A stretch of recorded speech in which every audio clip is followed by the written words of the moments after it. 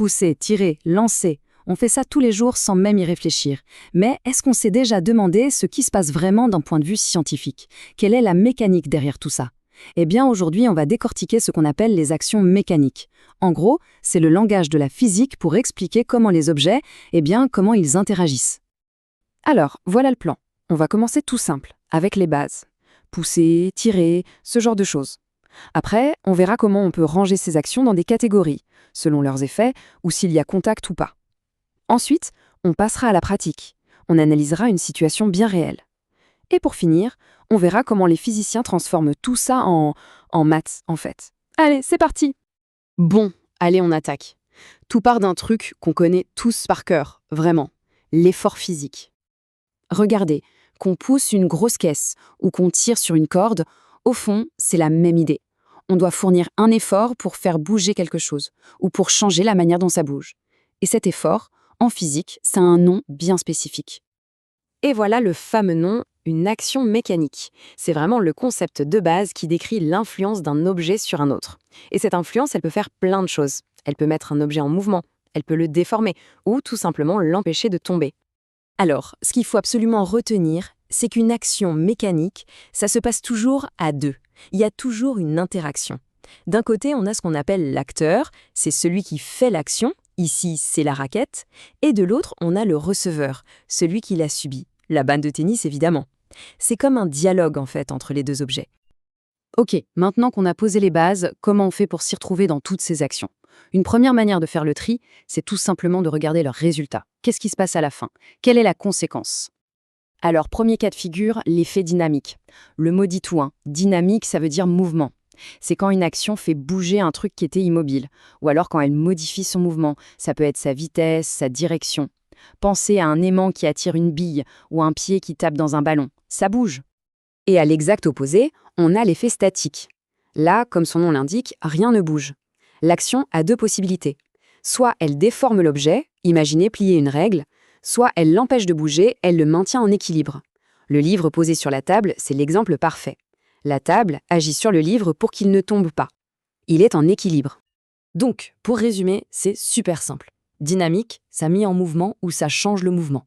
Statique, ça maintient en équilibre ou ça déforme. Voilà, c'est notre premier critère pour classer les actions. Allez, on continue avec une deuxième façon de faire le tri. Cette fois, on ne regarde plus le résultat, mais comment l'action se passe. La grande question, c'est est-ce que les deux objets doivent se toucher, oui ou non? Bon, la première catégorie, c'est la plus évidente, l'action de contact. Le nom est assez clair, il faut que l'acteur et le receveur se touchent. Une main qui pousse une porte, par exemple, mais on peut être un peu plus précis, parce qu'il y a contact et contact, en quelque sorte. On a d'abord le contact qu'on appelle localisé. Ça, c'est quand la zone où ça se touche est toute petite. On peut presque la considérer comme un seul point. L'exemple type, c'est le fil qui tire une petite voiture. Toute l'action passe par ce tout petit point où le fil est attaché. Et l'autre type, c'est le contact réparti. Là, le contact se fait sur une surface bien plus grande. On reprend notre livre sur la table. Ce n'est pas juste un coin du livre qui touche, c'est toute sa surface inférieure. L'action de la table est donc, répartie sur toute cette surface. Et maintenant, on arrive à la partie un peu magique en quelque sorte, les actions à distance. Là, l'acteur arrive à influencer le receveur sans jamais le toucher. La gravité, bien sûr, la terre qui attire le parachutiste, ou le magnétisme, c'est exactement ça. C'est vraiment une sorte de force invisible qui agit. Ok, alors ce tableau, il est super pratique pour tout remettre en ordre. On peut prendre n'importe quel exemple. Allez, notre fameux livre sur la table. Qui est l'acteur? La table. Le receveur? Le livre. L'effet? Statique, il ne bouge pas. Et le type d'action? Contact réparti. Et voilà, avec cette grille, on peut décortiquer n'importe quelle situation. Bon, c'est bien beau toute cette théorie, mais passons à la pratique. Comment on fait concrètement pour analyser une situation de A à Z? En physique, on appelle ça faire l'inventaire ou le bilan des actions. La méthode est super simple et elle se fait en 3 étapes. Première étape, on décide de quoi on parle. On choisit l'objet qu'on va étudier. On l'appelle le système. Deuxième étape, on cherche tout ce qui touche notre système et qui agit sur lui. Et troisième étape, on fait la même chose mais pour les actions à distance. Et c'est tout. Essayons tout de suite avec le parachutiste. Étape 1, le système, c'est le parachutiste. Étape 2, les contacts. Qu'est-ce qu'il touche? L'air. L'air le freine, c'est un contact réparti sur tout son corps. Et le parachute. Étape 3, les actions à distance. Il y a la Terre qui l'attire vers le bas. Et voilà, l'inventaire est fait. Simple, non? Parfait. Maintenant, on sait décrire, on sait classer les actions mécaniques. Mais la physique, ce n'est pas juste de la description, c'est une science de mesure, de calcul. Il nous manque un outil pour mettre des chiffres là-dessus. Et c'est la question cruciale.